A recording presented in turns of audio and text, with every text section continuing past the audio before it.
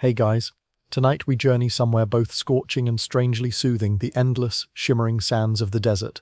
The wind is warm, dry as bone, whispering against your ears like a lullaby made of dust. The light is low and golden, stretching across dunes that roll on forever, soft as velvet and sharp as glass depending on your step. You're standing on the edge of the known world, or at least it feels that way. The kind of place where your GPS would politely give up and say, "Good luck, buddy. You probably won't survive this, by the way. Not unless you've figured out how to find water using a goat, navigate by the position of Venus, or outstare a camel into cooperation. Spoiler, you haven't. So before you get comfortable, take a moment to like the video and subscribe, but only if you genuinely enjoy what I do here. And hey, leave a comment with your location and what time it is where you're listening. I love seeing the little sleep map we build together. Now, dim the lights, maybe turn on a fan for that soft background hum, and let's ease into tonight's journey together. You arrive just as the sun is melting into the dunes, bleeding amber and mauve across the sand. The air, still warm, carries the scent of dry brush and distant smoke. You're not entirely sure how you got here. 1 minute you were scrolling through YouTube and now you're standing ankle-deep in orange gold powder, blinking against the wind. But don't worry, you're expected. A figure approaches from the horizon, robes flowing like seaweed in slow motion, face hidden behind layers of cloth that look surprisingly stylish. This is your host, a Bedouin elder whose eyes seem to squint straight through your soul and into your hydration levels. With a slow nod, they gesture for you to follow. There are no roads, no signs, and definitely no welcome centers out here. But somehow your feet find the path, soft and winding. Around you the desert begins to hum, not loudly, just enough for you to notice how alive it is.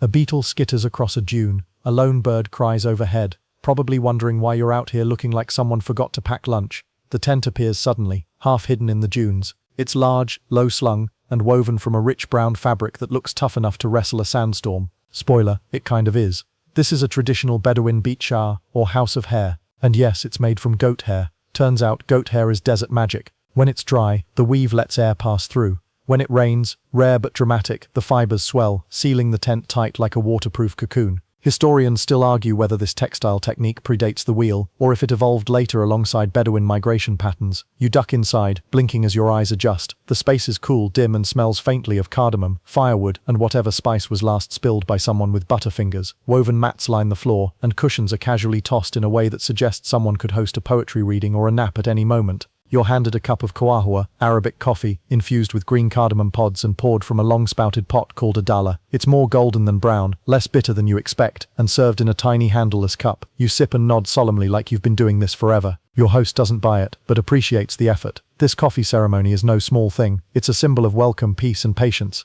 The server, often the youngest in the group, starts pouring from the right, making sure to never overfill the cup. That's because traditionally, you're expected to finish in 3 sips, then hand it back with a polite shake. If you want a refill, don't shake. If you don't want one, give it a gentle waggle, like you're politely declining more hummus at a family dinner. Or you could just spill it by accident, which has its own consequences, none of them good. The air in the tent is cooler now, the heat of the day slinking off somewhere to lick its wounds. Outside, the sun has dipped below the dunes, leaving behind a faint lavender afterglow. You hear the distant groan of a camel, half complaint, half belch. It's oddly comforting. In the old days, these moments, twilight beneath the tent, were for sharing stories, whispering family secrets, and discussing trade routes that crossed oceans of sand. These weren't just rest stops, they were cultural nerve centers. A single tent could host a traveler from Damascus, a merchant from Cairo, and a poet with nothing to trade but verses. Everyone knew someone who once met a prince, or so they claimed. A fringe tidbit for you. Some Bedouin families wove hidden messages into the patterns of their tent fabric. Little clues about clan history, regional allegiance, or just creative gossip. Historians can't quite agree if these motifs were conscious communication or just coincidence. But it wouldn't be the only time fashion doubled as a family newsletter. You lean back on a cushion and watch the flame in the center fire pit dance like it knows you're tired. You're starting to feel it, that deep, pleasant drag behind your eyes, the one that says maybe 5 more minutes and then but not yet, you're just getting started. The desert has a lot more to show you before it lets you rest. The tent rustles in the breeze. Somewhere outside, a goat sneezes dramatically. You're not sure why that's so funny, but it is. It's going to be a long, peaceful night, the kind where time forgets to move and you forget you ever had a phone. You wake to the faint clinking of metal and the soft hush of sand shifting outside the tent.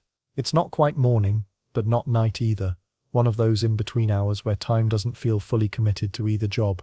The desert is cool, not cold, and the first pale traces of dawn paint the horizon with a gentle, sleepy pink. You blink, sit up, and find yourself wrapped in a blanket that smells faintly of smoke and cardamom. Someone, probably your host, has already stoked the fire pit. The coals pulse gently, like a heartbeat under ash. No alarm clocks out here, just the quiet rhythm of people who've been waking with the wind for centuries. Outside the tent, you hear murmurs, voices speaking low and evenly. Bedouin mornings aren't rushed. There's a routine to them, like a song with only 3 notes.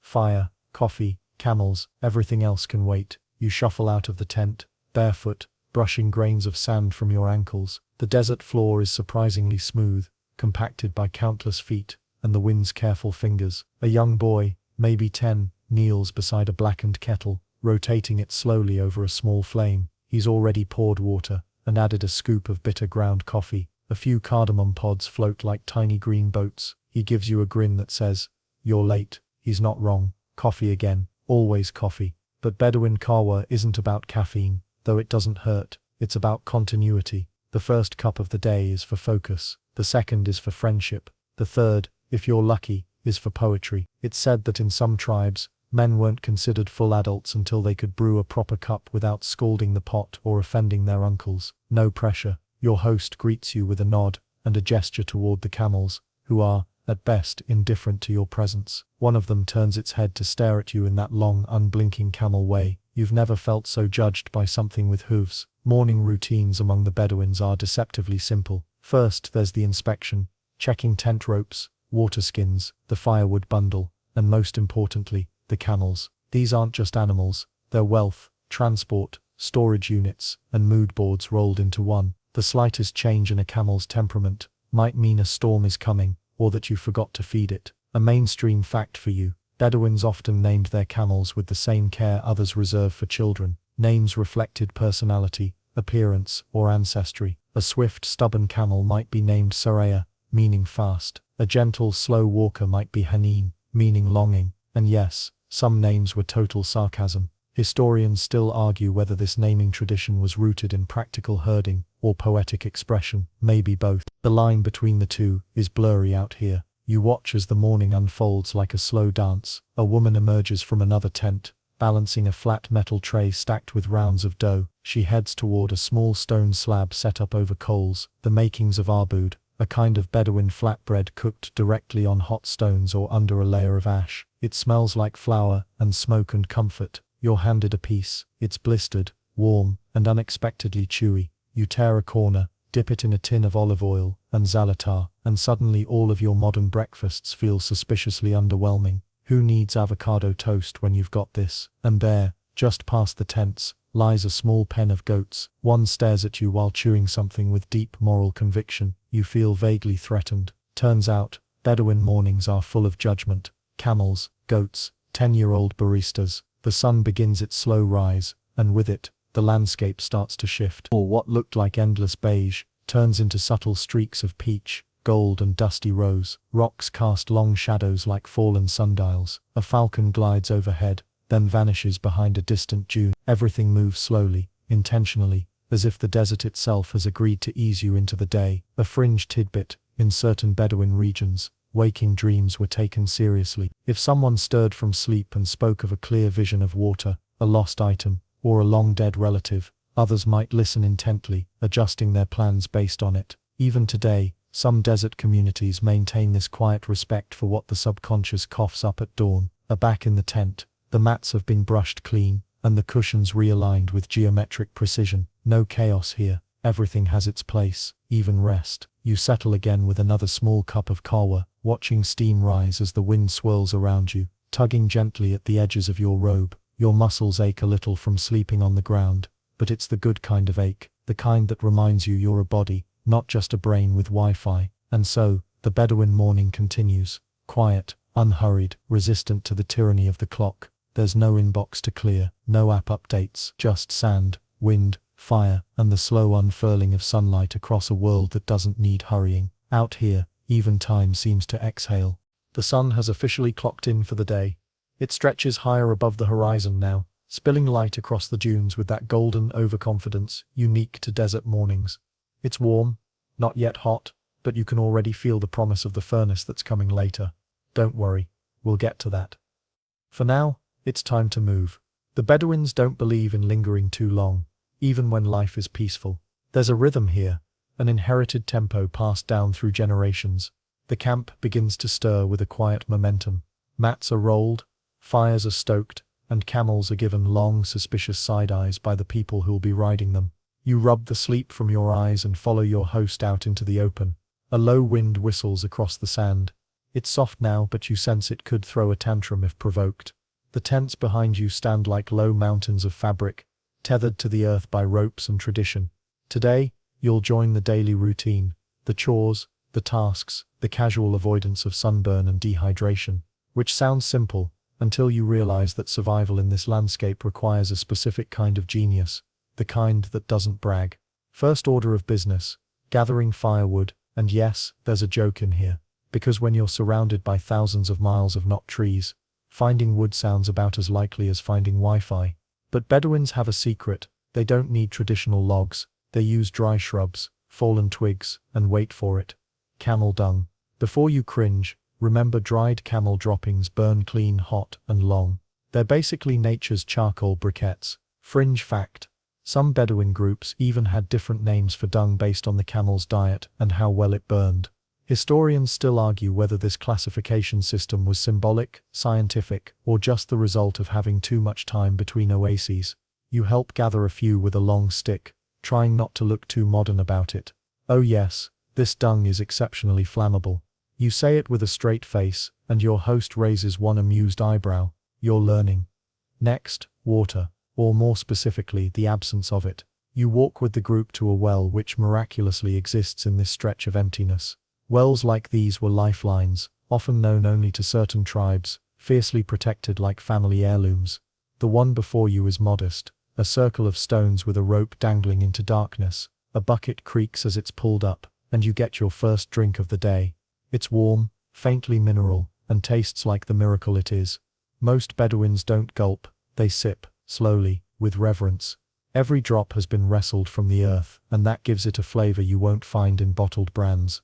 Sometimes they'd even thank the well itself, whispering small blessings. You consider doing the same, but the well has seen better prayers. Then comes the fire, the heart of the camp. The gathered fuel is arranged, and someone strikes a flame using flint and steel. Sparks dance, smoke rises, and the coffee pot returns to center stage like a celebrity doing a second encore. But this time, breakfast is on the menu too. Someone unwraps a parcel of labneh, a tangy yogurt cheese rolled into balls and preserved in oil. You scoop some with your bread, along with salty olives and a smear of something red and mysterious.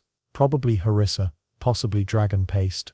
Either way, your tongue tingles and your sinuses applaud. You eat seated in a circle, no chairs, no cutlery, just fingers and a shared understanding. Food tastes better when eaten communally, slowly, and with a bit of teasing. Someone points at your posture, chuckles, and adjusts your sitting stance with a nudge, knees bent, feet tucked, no lounging like a Roman emperor. You nod solemnly, adjusting like a student trying to impress their yoga instructor. The group pretends not to laugh. As breakfast winds down, someone begins brushing sand from around the tent pegs. It seems ridiculous. Why sweep a floor made of sand? But this too is ritual. Clean lines, neat edges, daily respect for the space.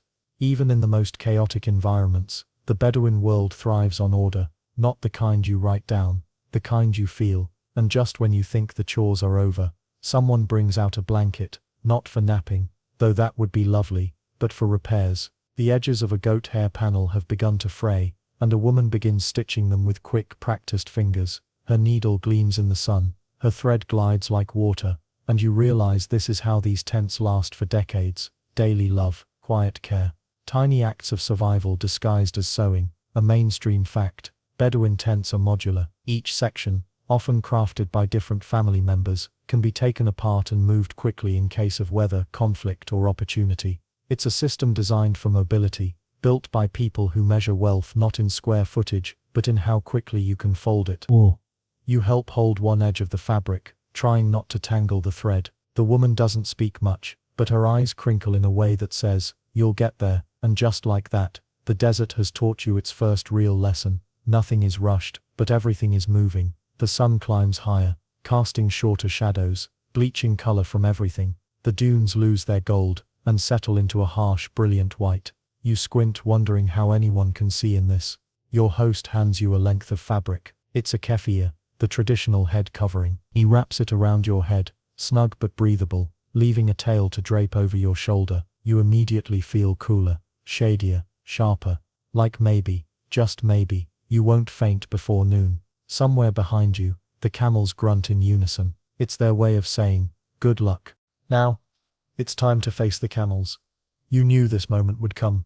You've seen pictures, maybe even ridden one once at a tourist stop where someone in a polo shirt said, smile for the camera. But this is different. Here, camels aren't props or petting zoo celebrities. They're co-workers, they're survival machines, and they have strong opinions. The animals are gathered a short walk from the tents, their long necks swaying like slow-moving cranes. Their bodies are massive but elegant. If by elegant you mean grumpy, bony and capable of emitting noises that sound like underwater bagpipes. You approach cautiously. One camel turns its head and stares directly into your soul. Its lower jaw shifts in slow, sarcastic motion. This one's name is Fajr, your host says. It means dawn. Fajr, judging by her expression, would rather be called not today, but she's yours, for now. Your host demonstrates how to saddle her.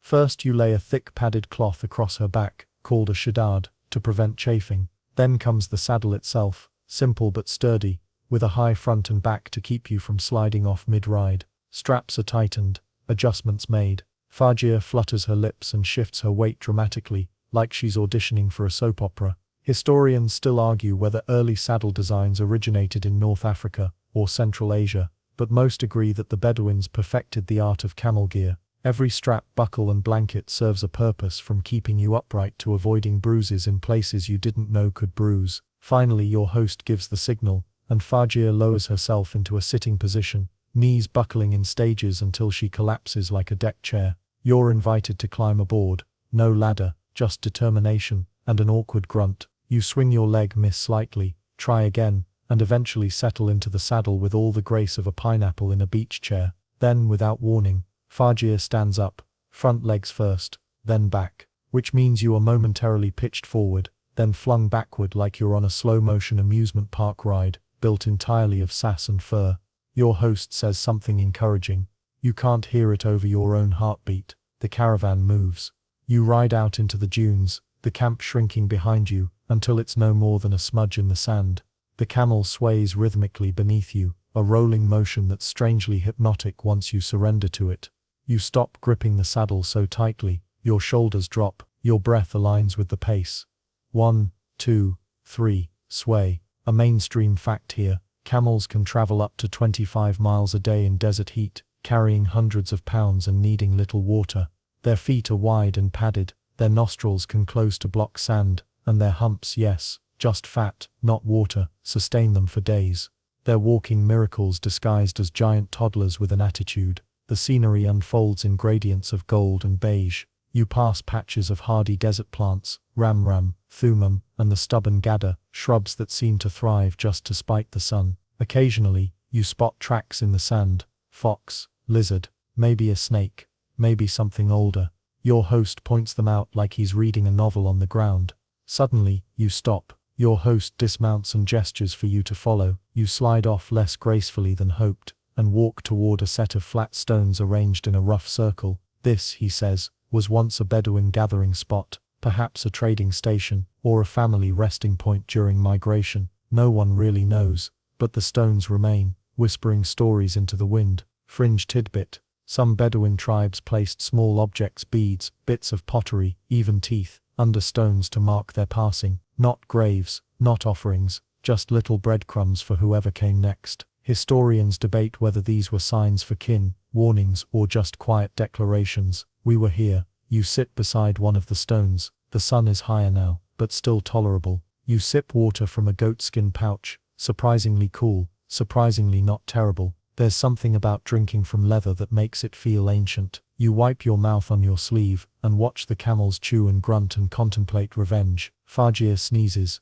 It's a full-body event, a trumpet blast of dust and air that nearly knocks your turban off. You cough, laugh, and accept that dignity is no longer part of this journey. Your host hands you a palmful of hubs arabi, simple flatbread, and a chunk of dried date. You chew slowly, sand sticking to your lips. There's no escape from it. Sand in your mouth, your socks, your soul. You are one with the dunes now. As the midday sun approaches, you and the camels begin to circle back toward camp. The return journey feels quieter, dreamier. You sway with Fajr, who now tolerates your presence with mild indifference. A truce has been declared. The camp reappears like a mirage turning solid. Tents flap gently in the breeze. A child runs across the sand, chasing a chicken that clearly disagrees with this plan. Your muscles ache in interesting places. Your mouth is dry, but your heart is oddly full. You made it. Camels are unsaddled, ropes are coiled, water is shared. Fajr sits, snorts, and promptly rolls onto her side in a dramatic show of post-work exhaustion.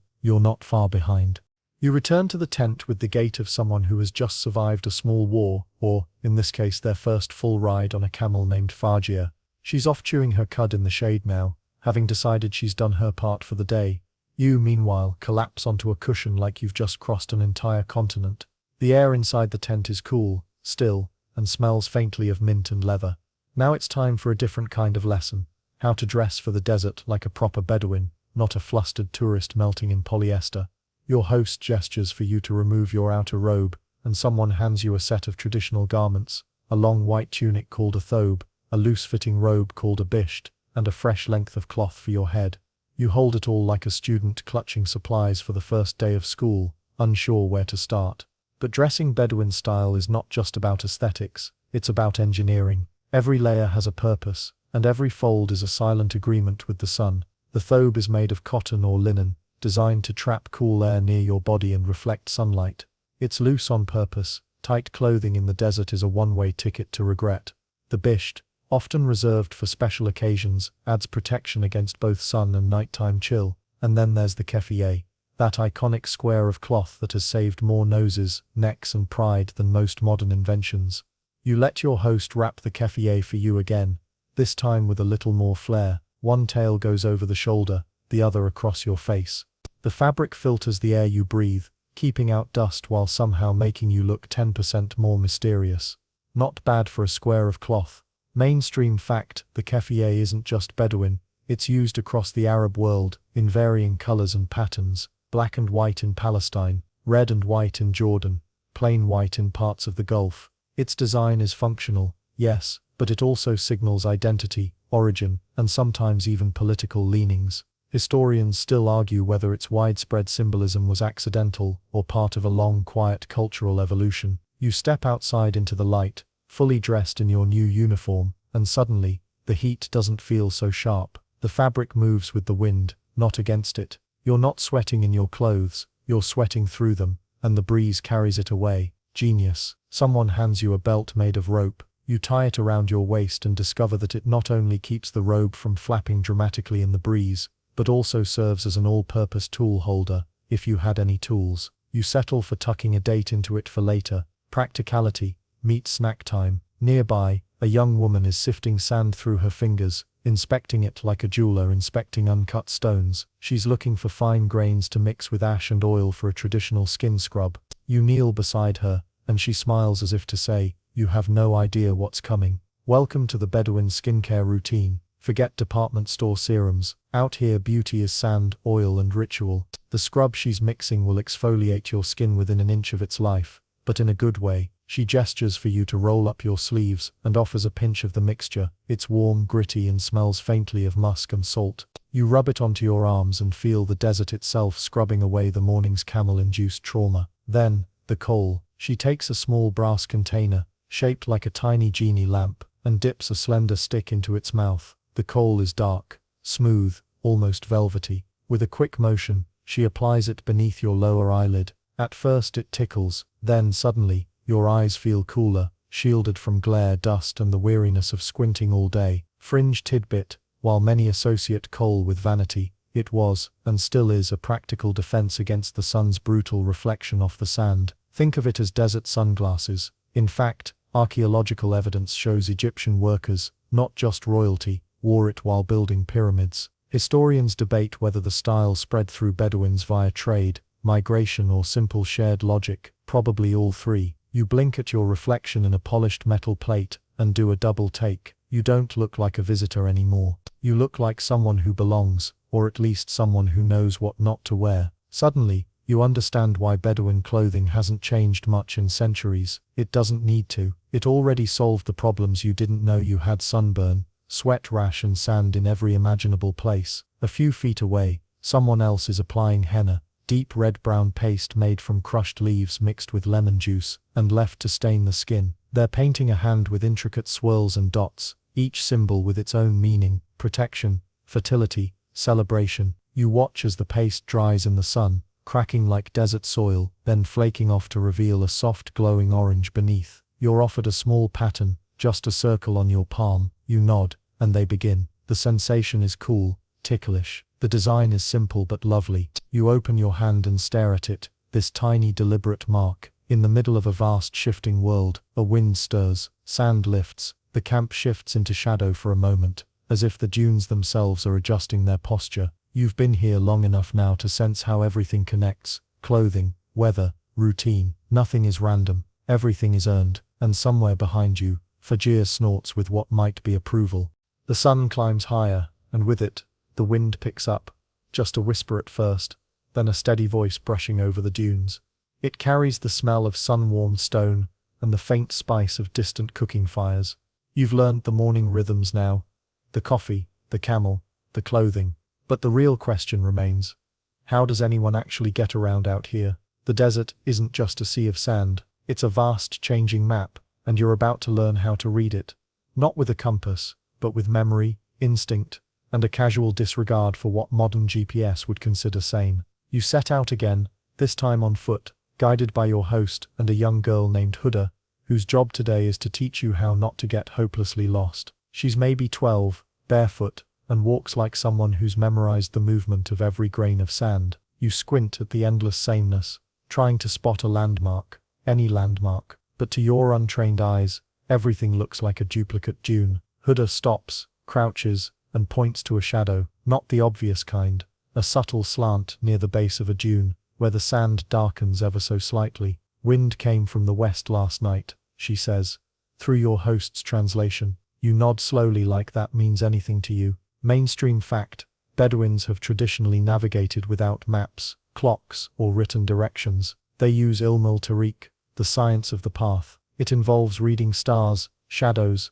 patterns in the sand, and even the taste of the soil. Yes, taste. Some tribes could identify proximity to a known oasis just by the saltiness of the earth underfoot. Historians still argue whether this was widespread knowledge or specific to a few particularly salty elders with adventurous palates. You dip your fingers in the sand and give it a cautious sniff. No salt, just sand, possibly regret. As you continue walking, Huda points out landmarks you'd never have noticed. A cluster of small stones forming an arrow, a strangely bent shrub, a ridge shaped vaguely like a sleeping dog. To you, it's abstract desert sculpture. To her, it's a navigational guide, more reliable than anything Apple ever made. Then, she stops. "Do you hear that?" You pause. At first, nothing. Then, a faint rustle, like paper being torn very slowly. It's the wind, brushing through tamarisk trees clustered near a hidden wadi, a dry riverbed. You approach, and see the faint traces of past water flow, like a scar across the sand. In the rainy season, short, dramatic, and bossy, these wadis fill quickly, but for now, they serve as roads, smooth, firm and flanked by greenery that somehow hasn't gotten the memo about living in a desert. Fringe tidbit: some Bedouins would plant markers, little clusters of rocks or bent twigs, at key turns in a wadi, not for themselves, but for travelers who might pass days or even weeks later. It was an informal system of hospitality, a silent breadcrumb trail, left by people who knew exactly how it felt to be lost. You rest beside the trees, wiping sweat from your brow. The sun is sharp now, reflecting off the sand, like the desert's holding up a giant mirror. You wrap your keffiyeh tighter, and sip water from your pouch. Huda doesn't seem to notice the heat. She points to a dune in the distance, and says, "That's where you'll practice reading the wind." Reading the wind? Yes. You climb the dune together, slowly, steadily, sliding back one step for every two forward.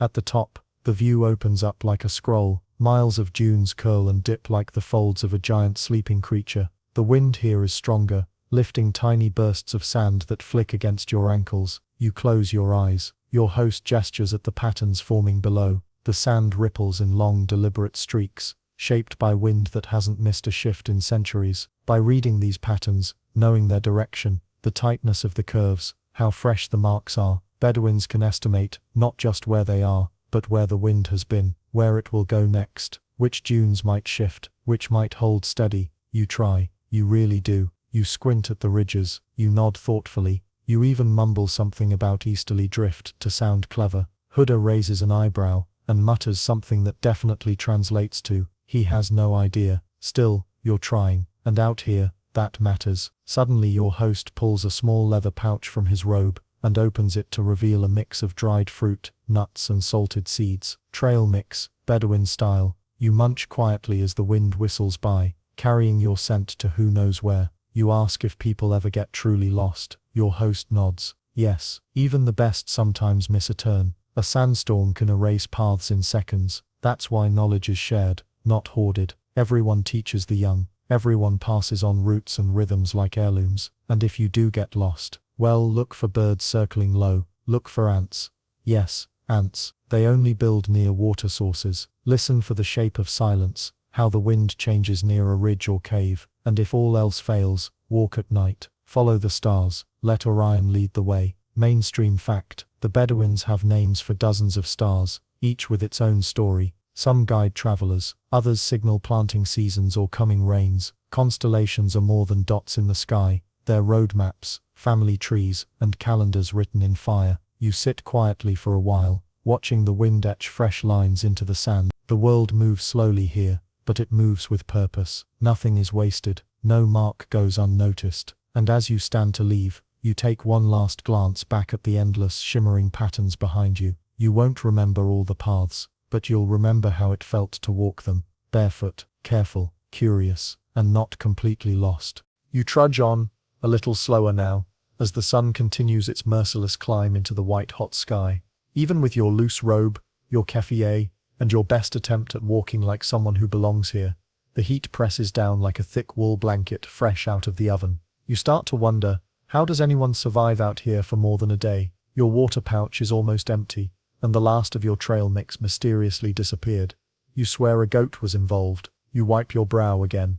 The wind stirs, dry and toasty. The sand has begun to shimmer, the air dancing just above the dunes. And then, someone laughs. Your host, that calm desert sage, gestures at your nearly empty pouch and says, somewhat kindly, that you drink water like a city child. You blink. He opens a pouch of his own, barely a third full. You realize then that the Bedouin don't just have water, they understand it, honor it, stretch it like spun gold. Mainstream fact, water is life in the desert, and the Bedouins have mastered its conservation over centuries. A single drop isn't just refreshment, it's strategy. They drink little, and often, they pace themselves. They know which plants retain moisture, how to trap dew, and how to find water where outsiders see only dust and doom. Today, you're going to learn the most important desert lesson, how to find water when the map says nope. You follow a trail into a shallow basin, a depression in the sand surrounded by clumps of stubborn green. There's no stream, no glimmering oasis, just a few scraggly shrubs,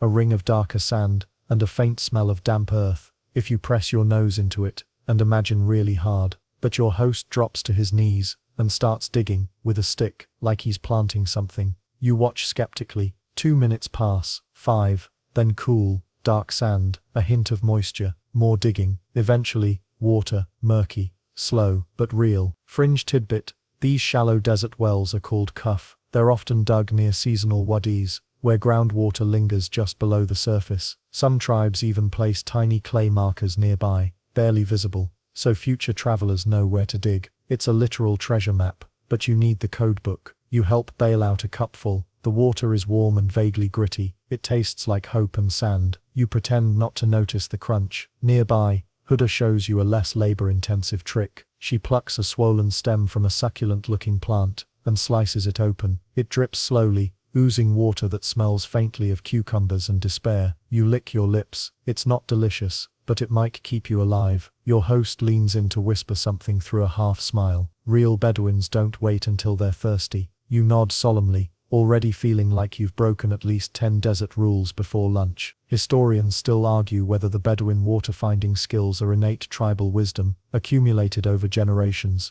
or a mixture of local trial and error combined with intense observational learning. Either way, no one teaches it in school. You earn it through repetition and the occasional mistake that makes your eyebrows raise permanently. You move on, taking note of everything now: the bend in the acacia trees, that might mean wind-borne moisture; the beetles that only emerge where there's hidden damp under rocks. You learn to sniff, squint, crouch. You're essentially being trained to become the desert's nosy neighbor. As you walk, your host shares a story, half fable, half memory, about a man who survived 8 days without water. He lived by licking dew off his camel's fur before dawn. You wonder briefly how far down your own will to live scale you'd go before licking camel. Bedouins also use animal behavior as water indicators. Camels are of course the drama queens of thirst, but goats, donkeys, and even birds can hint at nearby water. If a small flock circles low in the afternoon, chances are they're heading to a water hole, and where there's a water hole, there might also be a tent, some coffee, and more of that miraculous flatbread. Another trick you learn: carrying water in animal skin pouches, or kurba, helps it stay cooler than in modern plastic bottles. The pores in the leather allow tiny amounts to evaporate, cooling the rest through a natural process. You run your hand along the outside of your host's pouch. It's warm, but less so than the air. You feel mildly betrayed by your backpack's fancy water bottle. Later, you come upon a cluster of palm trees, the surest sign of a hidden spring. The shade is glorious. It's like nature opened a tiny desert spa, just for you. Beneath the palms, Bedouins have built a low stone wall around a shallow pool. The water is cloudy, buzzing with a few insects, but as precious as gold. Your host lets you rinse your face. You close your eyes, letting the coolness soak in. The sounds of the oasis fade into a low hum: buzzing flies, distant camel grunts, the rustling of palm fronds like nature whispering lullabies. You sit, resting in the shade, chewing on a date that tastes like syrupy sunlight. Beside you, a goat tries to eat your sandal. You let it. In the quiet, you understand. The desert doesn't give water, it hides it. It tests you, makes you prove you belong, and if you pass, it rewards you with a trickle, a drop, a palm-shaded miracle. You've gone from overhydrated tourist to slightly dusty apprentice. You're still not quite ready to sniff out an underground spring using only beetle gossip, but you're closer. You refill your pouch carefully, with a reverent splash, and prepare to walk on. The desert stretches out ahead, still hot, still harsh, but a little less mysterious now. And you're just thirsty enough to keep going. You continue walking with a little more confidence, a little more slosh in your water pouch, and let's be honest, a little more sand in places you didn't know sand could go. The path winds toward a cluster of tents, their dark, slanted shapes fluttering in the breeze, like sails waiting to catch stories instead of wind. As you approach, there's laughter, the kind of soft, rippling laughter that signals a gathering of women, gossip, and something that smells faintly herbal and suspiciously good. You're ushered inside one of the tents, where sunlight filters through goat hair seams in golden threads. You're about to learn something important. Bedouin beauty is not for the faint of heart, or the well-moisturized. Mainstream fact: Bedouin women, living in one of the harshest environments on earth, have developed intricate, practical, and culturally rich beauty rituals. These aren't about fashion, they're about protection, identity, and continuity. Kohl-lined eyes aren't just for drama, they block glare, reduce infection risk, and yes, happen to look fantastic when narrowed in judgment. You'll get judged soon, don't worry. You're offered a small hand mirror. You look like a sunburnt raisin in robes. Your guide, Huda again, always ready with a smirk, raises a tiny pot of black powder. Kohl, she grinds it with something that looks like an ancient eyeliner wand, and leans in. You blink. I poke. That's the deal. You blink. She pokes. And suddenly, your eyes sting slightly, but you can see, like, really see. The sun's glare softens, your vision sharpens, and for the first time you realize how the desert paints in layers: gold, umber, and endless, sweeping beige. Your reflection in a copper bowl looks fierce, sort of. Fringe tidbit: some Bedouins historically made coal from burnt frankincense, lead sulfide, or charred date pits, ground fine and mixed with oil. Each tribe has its own twist, and application is a bit of an initiation. Children often get their first coal lines after surviving their first sandstorm, like earning stripes, but with more eye-watering. Next, you're handed a bowl of reddish-brown paste. It smells earthy and slightly sweet. Henna. Someone lifts your sleeve and pulls your hand gently into their lap. You don't resist. The cool henna is painted across your palm, blooming in slow, deliberate swirls, flowers, stars, strange vines you suspect mean something cheeky. Henna isn't just for weddings here, it's used to cool the skin, ward off evil, and mark occasions, births, travel, the arrival of stubborn guests like you. The designs are often layered with meaning, tribe symbols, family roots, protective motifs. You sit quietly while it dries, hands out like you're waiting for a psychic reading. Historians still argue whether Bedouin henna designs originated with ancient Arabian tribes, or if they evolved through cross-cultural trade, brought by spice caravans, sailors, or possibly that one dramatic trader who insisted he was also a visionary stylist. You're shown a slab of stone with what looks like ground herbs mixed with animal fat. A woman gestures for you to lean in. It's a desert perfume, herbal, musky, not the kind you'd find at a duty-free shop. It's dabbed behind your ears, onto your wrists. The scent is grounding, a blend of myrrh, ash, and something vaguely minty. You feel like you've just been claimed by the wind. Then comes the exfoliation. Outside, beside the cooking fire, someone motions you over and hands you a handful of gritty paste. For skin, she says. You raise an eyebrow. She nods. You try it. Sand and dried herb, maybe a hint of oil. It smells like sage and salt, and impending regret. You scrub your arms. It works. A layer of dust and yesterday's mistakes vanishes. You feel soft, sun-warmed, and slightly abraded. Desert spa, Bedouin edition. You ask half-jokingly about sunscreen. Your host nods gravely, and pulls out a tiny pouch. Inside, crushed dried figs, goat butter, and yes, what appears to be powdered crocodile dung. You don't ask too many questions after that. What you do ask about is hair care. Everyone's hair looks suspiciously good out here. A woman produces a small wooden comb, curved and hand-carved. Then a jar of oil, olive, or argan, thick and dark. Hair is oiled daily, braided tightly against the wind, sometimes wrapped in cloth. It's protected like treasure. You try the oil. You smell like a salad. You don't mind. Someone points at your fingernails. You look down. They've seen better days. A thin twig is used as a file, leaves ground into polish. Suddenly, your hands are cleaner, your cuticles soothed. You're being pampered like royalty, dusty, sweaty royalty. You lie back on a woven mat, your face still tingling from the scrub, your arms henna-stained, your eyes lined with desert steel. There's laughter nearby, a rustling of robes, the slow hush of grinding stones. In this world, beauty is both armor and ritual. It's passed down not with textbooks, but with gentle hands and knowing glances. It's whispered, shared, and applied with the same care as a blessing. The women offer you a final gift, a single silver bracelet, etched with tiny dots and crescents. You slip it on, the metal warm from their hands. They say it wards off the ain, the evil eye. Whether or not it works, you feel protected, grounded. The wind kicks up again outside. Sand flickers at the edges of the tent. But inside, the air is rich with herbal smoke and soft laughter. You rest your head back, hands still outstretched, and exhale. The desert may be rough, but its beauty, like its water, is hidden in plain sight.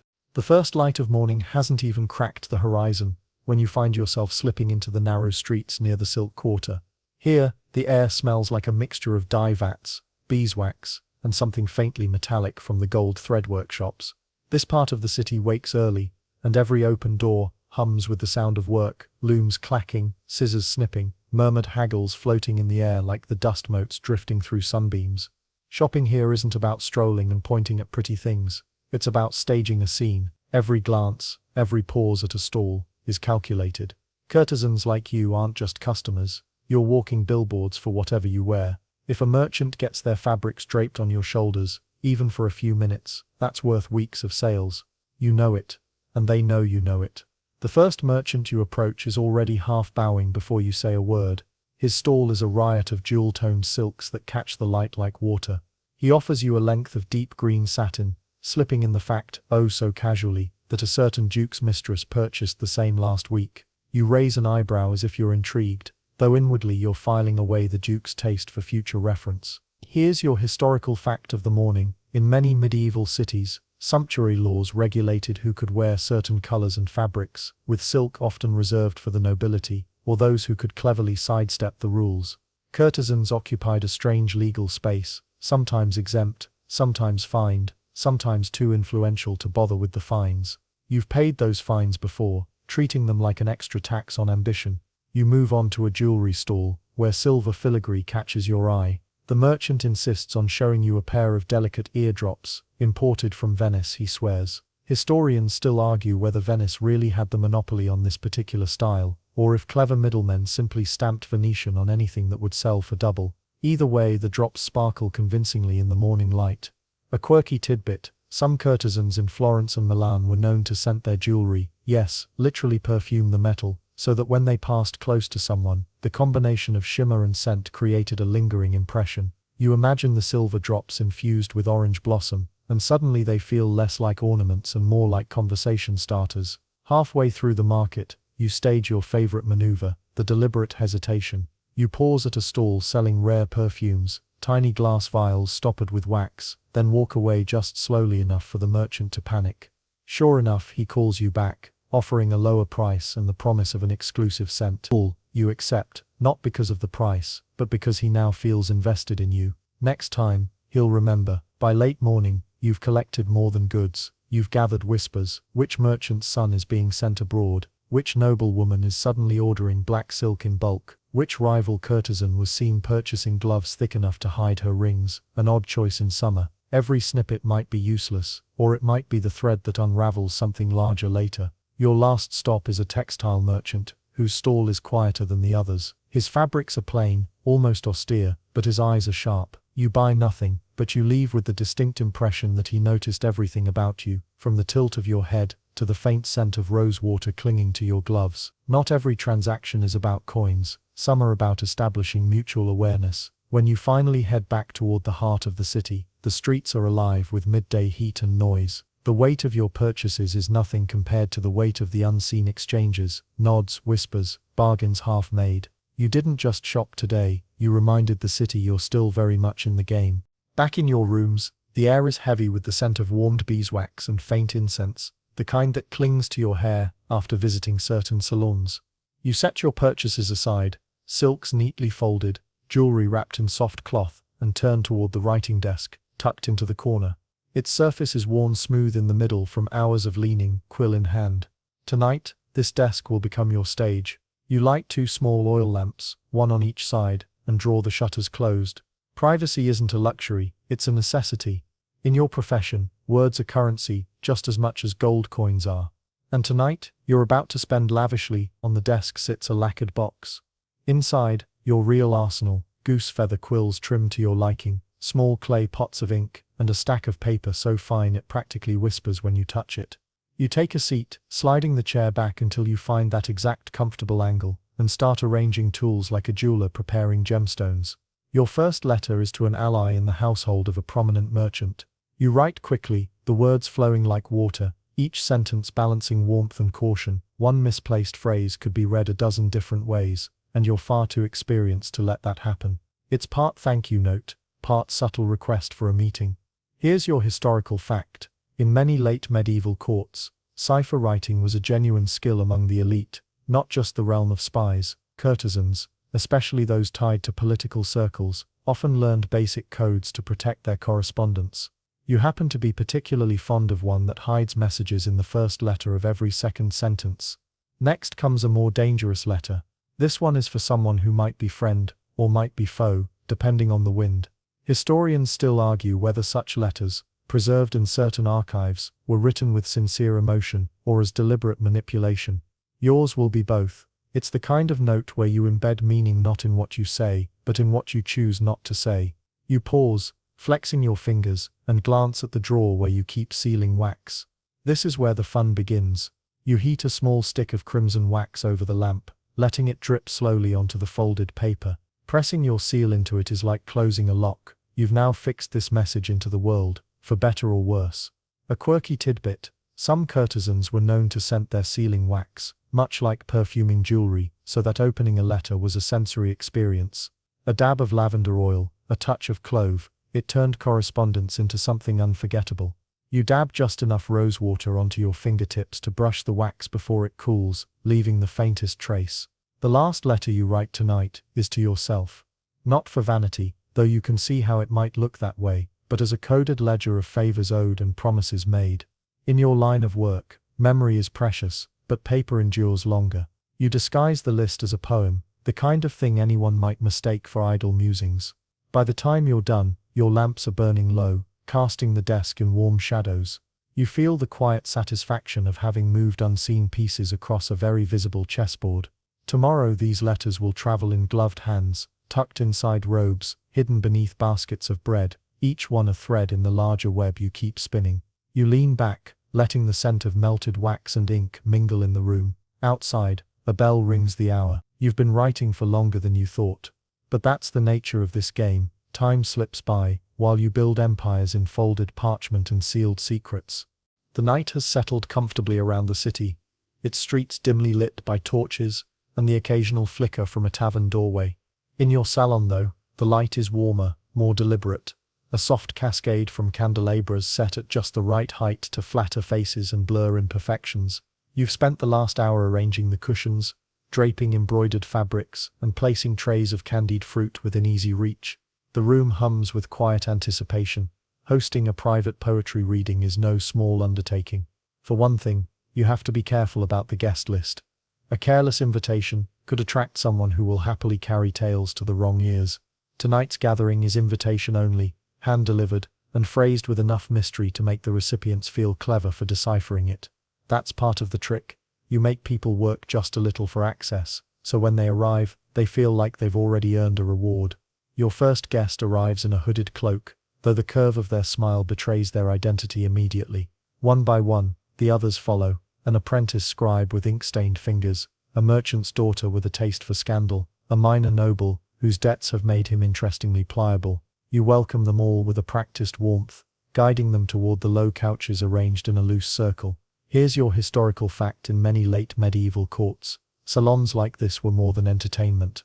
They were spaces where art and politics intertwined. A well-timed poem could undermine an enemy's reputation, or immortalize a patron's generosity. The words were often allegorical, but those in the know could peel back the layers like an onion. You start the evening with a poem of your own. The verses are light on the surface, full of gardens, birdsong and spring rains, but beneath that lies a careful commentary on the city's latest tax increase. You watch your guests closely, noting whose eyes linger, whose lips twitch at the metaphors. Some hear the melody, others hear the warning. A guest clears their throat and begins to recite something riskier. The room leans in, but you keep your expression relaxed. Historians still argue whether such readings were truly subversive, or whether the danger was more romanticized in hindsight. You know better. You've seen a single verse lead to exile, a quirky tidbit. Some poets of your era would deliberately mispronounce certain words during readings, creating hidden messages that only the attentive caught. It's like slipping a wink into a sonnet. Tonight you catch one of your guests doing exactly that, a tiny verbal trip over the word falcon that changes the meaning entirely. Clever. The wine flows easily, loosening tongues, but you never let yours get too loose. You laugh when appropriate, nod at the right moments, and occasionally tilt your head in that way that suggests you're thinking something brilliant you just won't share yet. It keeps people leaning toward you, wanting more. Halfway through, the evening takes on that peculiar hush that means the group is in sync, everyone leaning toward the same thought, the same emotional pulse. You don't break it, instead you let the moment stretch, like holding a note just past its expected end. When the readings conclude, you steer the conversation towards safer topics: fashion, the upcoming festival, rumors of a new spice shipment from the east. But even now, threads from the night's poems linger, weaving themselves into private conversations that will sprout into rumors by morning. That's the beauty of it. The salon's true work happens after the guests leave. As the last visitor slips away, you stand alone in the candle-lit quiet. The air smells of beeswax, wine, and the faint citrus of someone's perfume. You know tomorrow, some of what was spoken tonight will find its way into ears you never invited, and that's exactly as you planned. The night air is cool enough to raise goosebumps, but the silk beneath your cloak keeps most of the chill at bay. You're on your way to the palace, though you're not walking through the front gates like a visiting dignitary. No, your entrance will be through the smaller east archway, reserved for guests who are both welcome and deniable. A palace masquerade has its own set of rules, and you've learned to play them well. The mask you've chosen is velvet, the color of old wine, edged with tiny pearls that catch the lamplight. Beneath it, your expression can be whatever you choose: serene, amused, unreadable. That's the power of a masquerade. It levels the field. A duke might be chatting with a fishmonger's daughter, a bishop might be dancing with a poet's muse, and no one dares to ask outright who's who. Here's your mainstream historical fact for the night. Masquerades in the late medieval period were more than just entertainment. They were political safety valves, allowing people to mingle and exchange information outside the rigid protocols of court life. Deals were struck under the cover of anonymity. Rivals learned more in one evening than in weeks of formal meetings. Inside the great hall is a riot of color and music. Lutes, shawms and drums weave a tapestry of sound that fills the air so thoroughly it feels like you could lean on it. Candles and oil lamps reflect off mirrored shields hung on the walls, multiplying the light until the room glows like it's holding its breath. You drift from group to group, smiling without showing too much of your teeth. The trick is to listen more than you speak, though when you do speak, it's with a precision that makes people wonder if you've just told them something important without saying anything at all. A quirky tidbit: some masks were designed with tiny perforations or hidden mouthpieces, so you could sip wine or even whisper through them without lifting them away. Yours is one of these, and it allows you to accept a glass from a masked gentleman without revealing so much as your chin. Historians still argue whether the anonymity of these events truly democratized the social space or simply allowed the already powerful to move more freely among their peers. You suspect it's a little of both. Tonight you're here to gather whispers, not to challenge the structure. You overhear talk of a merchant's ship delayed at port deliberately, according to the speaker. Another masked figure murmurs something about a bishop's private library, and your mind files it away for later. A masked woman in blue silk leans in too close, her perfume sharp and deliberate, and you know she's here for the same reason you are, to collect. The dancing starts in earnest, and you allow yourself to be led into the swirl of bodies. The steps are familiar, the rhythm steady, but the true movement is in the glances and touches that pass between turns. You feel a gloved hand press a folded scrap of parchment into your palm just before the music ends. You don't open it yet. Hours later, as the crowd begins to thin, you slip out the east archway again, your cloak pulled tight. In your pocket, the parchment waits. You won't read it until you're alone, but you already know it's the most valuable thing you'll take from the night.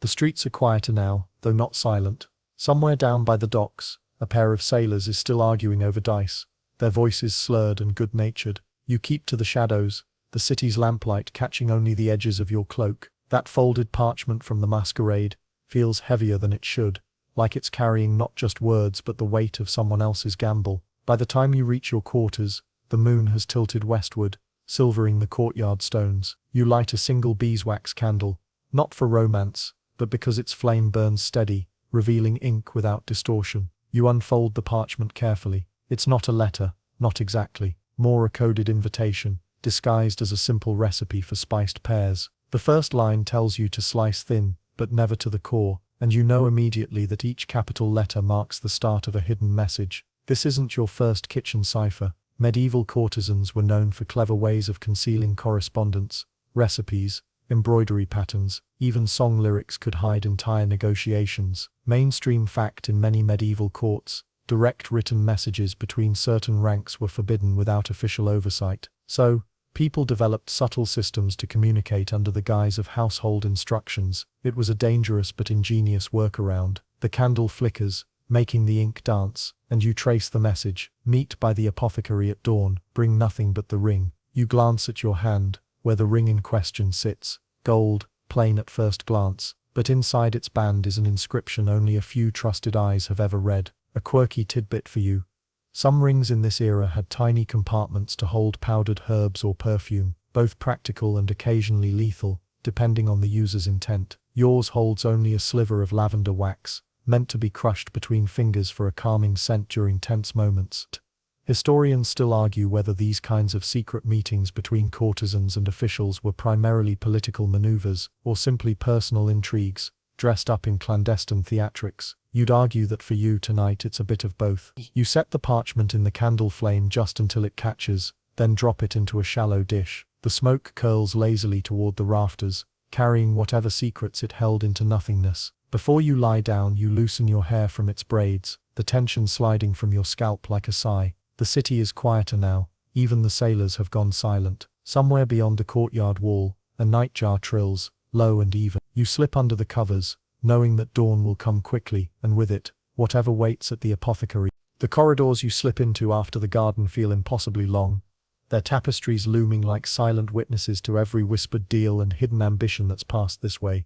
The flicker of torchlight plays over embroidered hunts and battles, their threads dulled by decades but still carrying stories of who was important enough to be stitched in silk.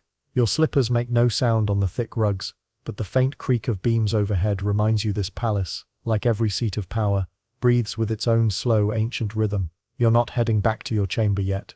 That would be too easy. Instead, you take a turn toward the side gallery, where the walls are lined with oil portraits. Men with velvet caps, women with pearls in their hair, all looking down their noses as if the present is somehow beneath them. You half smile at one particularly severe gentleman, wondering what he'd think if he knew a courtesan was strolling past at midnight after striking a political bargain in the moonlight. Past the portraits, the corridor widens into the great hall, empty now, save for two guards at the far end, more interested in each other's gossip than the lonely figure crossing their domain. You glide past them, head high, offering only the faintest nod. A mainstream fact dances in your mind.